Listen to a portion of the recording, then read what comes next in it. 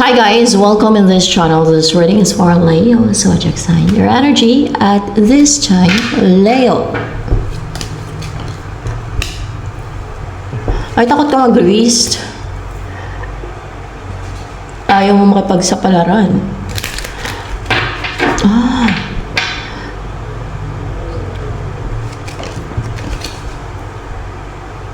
Pero you're fulfilled, you're happy. It's because you're fulfilled and happy sa life mo ngayon. Kung ano man yung situation mo. That's why hindi ka na nag-risk o wala ka siguro gana mag-risk or maybe takot ka mag-risk. You're fearful to risk. Kasi hindi pumapanig sa yung luck eh pag nag-risk ka. Hindi pumapanig sa yung luck. Maybe sa mga panahon ngayon, hindi pumapanig sa yung luck pag nag-risk ka. Bakit kaya ganun? Hindi pumapanig yung luck pag nag-risk ka. May ano yan, may deceit yan. Because dumadanas ka ng financial constraints when it comes sa kaperahan.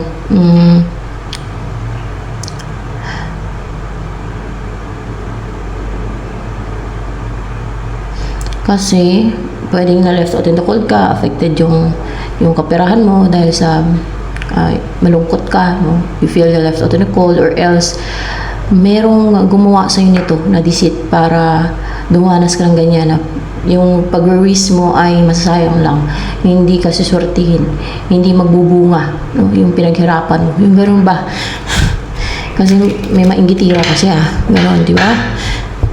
May sarili silang buhay ng ibang gusto nilang kontrolin, pinaghirapan at pinagsikapan ng ibang gusto nilang angkinin o kaya ay pigilan nila yung iba na umasinso. Kahit nagsisikap naman, wala na sila dapat tunin. Kaso lang mga ganun talaga eh. Yun na yung mga tinatawag na evil. So, ano darating sa iyo, Leo? Three of Swords and Queen of Wands. Maybe this is your ex. Mas with a Three of Swords here. Pwede yung heartbroken to or ex mo to. Ex mo ba yan? Ex mo nga yan. Ex mo siya na nasasaktan o heartbroken kasi ex mo na nakaraan kayo, pagdating sa'yo na heartbroken siguro to, kaya lumabas yung Three of Swords. Ano din siya attractive, charismatic, good looking, and passionate, and goal-driven, achiever, fiery ang personality, positive to take action, naabutin ang mga goals niya sa buhay. Ano feeling sa iyo ni Queen of Wands ngayon? Alam mo, dinidesire niya or hinahangad, kinikrave ng damdamin niya, yung parang ninanais niya talaga ng damdamin niya na magkaroon ng new beginning sa inyo. Kasi may nag-end sa inyo, gusto niya magkaroon ng new beginning. May na-destroy yung dati niyong relationship kasi ex mo siya. And this person wants to start another relationship with you. Yun ang kanyang dinidesire ng puso niya. Kasi mahal ka pa niya. Let's see Hindi. Dahil, ano bang dahilan? Dahil obsessed siya sa'yo. Let's see obsession sa'yo.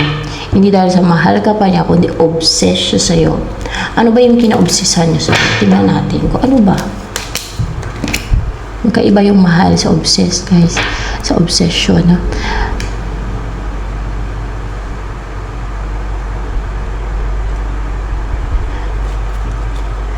Kasi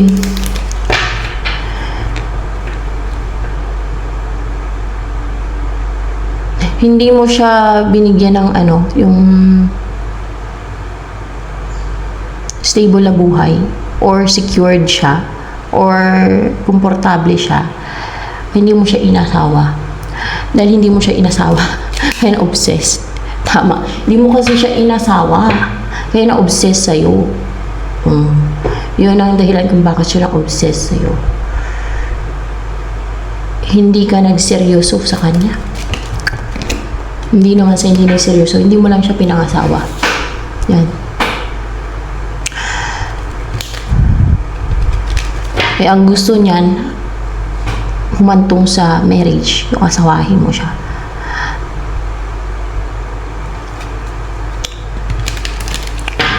So, ano ang feelings mo dyan kay Queen of Wands na yan, ex? Leo. Na you're in separation right now, o gusto mo talaga, hindi ni-deserve mo, i-separate na kayo. So, ang gusto mo, hindi na kayo magkabalikan? Hindi naman daw. Basta, yun ang feelings mo, nasa puso mo na you're in separation right now. Or maybe, yun ang dinideserve mo, huwag na lang kayo magkabalikan. Pwede din ganun. Depende sa inyo. Or you're in separation right now. Hiwalay kayo. You're not in a stable relationship. You're not in a relationship. Kasi ex-way. Yan. So, ano yung iniisip niya ngayon na gagawin? Kasi darating yan sa buhay mo. Anong iniisip niya gagawin towards you ni Queen of Wands?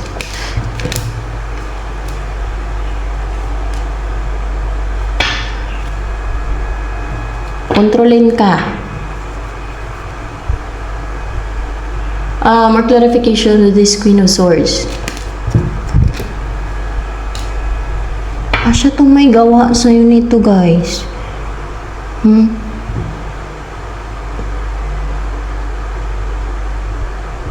Gusto kanyang kontrolin. Gusto niyang i-cut off yung mga ibang area sa buhay mo.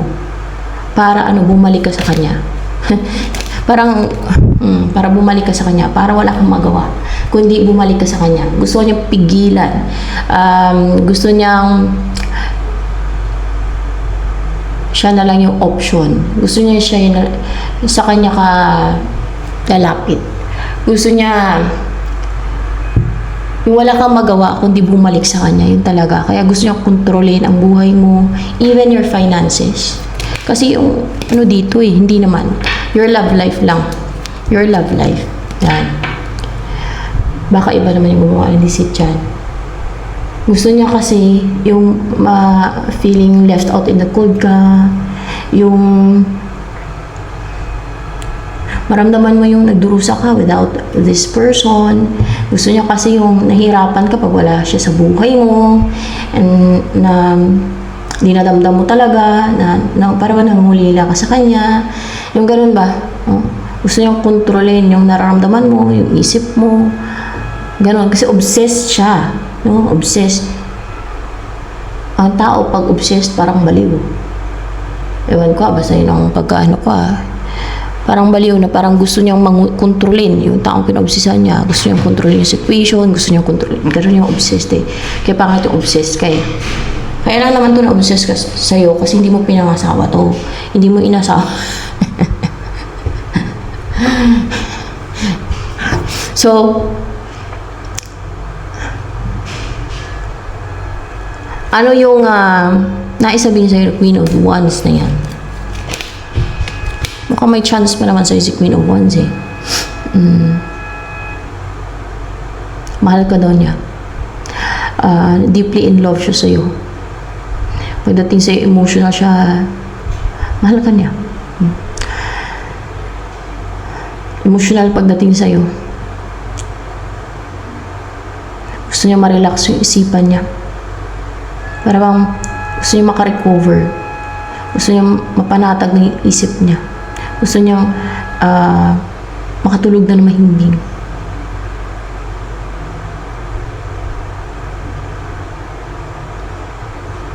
Siguro kasama ka. O pagkasama ka na niya, makatulog na siya ng mahimbing, makarecover na siya sa obsession niya. Sa pangulila niya sa'yo, sa pinagdadaanan niya.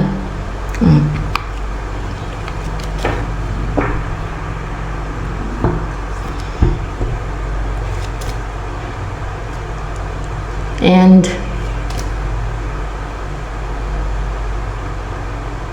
ano pa naisabihin sa inyan ni Queen of Wands? Leo. Gagawin niyang lahat to. Gagawin niyang lahat. Na makumpleto ang tools niya. Gagawin niya ang lahat. Gagamitin niya ang lahat ng kung ano yung pwede niya magamit. Para lang, syempre makuha ka. Para lang mapangasawa ka agad. Tingnan natin ha. Para lang mapangasawa ka niya agad. Oh. Aray ko, obsessed siya.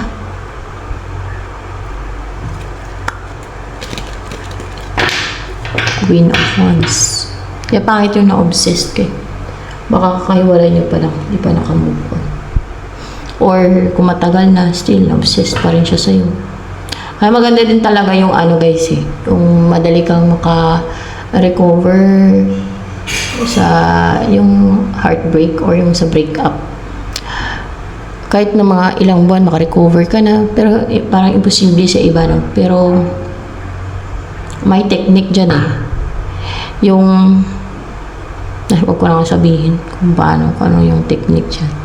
Para naman lumuwag-luwag yung damdamin, di ba? Para hindi siya nahihirapan, hindi siya nadrusa. Kasi pag obsessed ka, nadrusa ka Para nag-hallucinate ka na yun Para ba nag-illusion ka, yung imagine ka na siyempre kasama mo yung taong mahal mo, lalo kung mahal mo, or kaya ay yung kinaobsisan mo, no?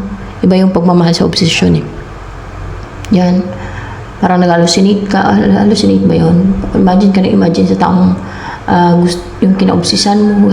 Parang bang baka ginayuma mo to. Kaya na-obsess. baka nga baka ginagawan mo pala to ng gayuma. Baka ginagayuma mo. Baka lang o talaga obsessed lang talaga sa yan. So yan. Ano kaya yung next move niyan ni Queen of Wands towards you?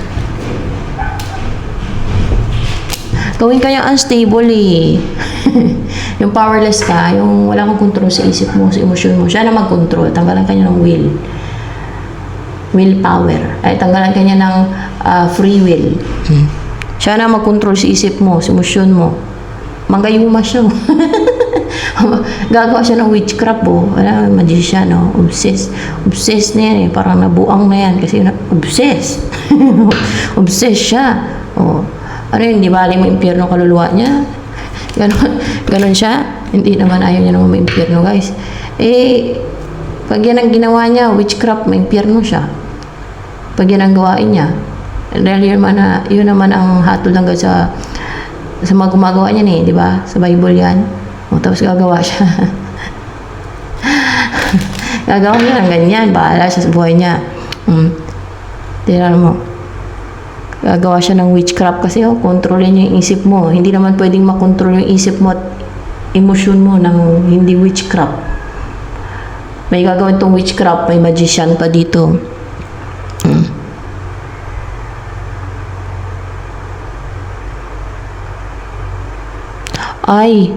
Para bang ang gusto niya hindi ka makapag-reach out sa third party. Hindi ka may dito na gusto niya mahinto. Hindi na magtuloy-tuloy.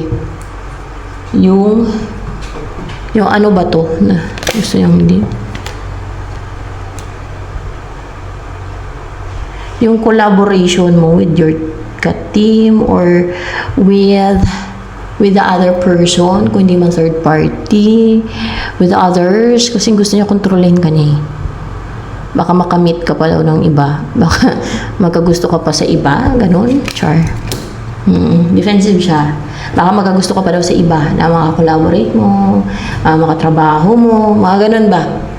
Ganon siya obsessed. Yan. So, ayan. Ito na lamang. Ganon siya kabuang na. Nabuang na. Nabuing na siya sa obsession.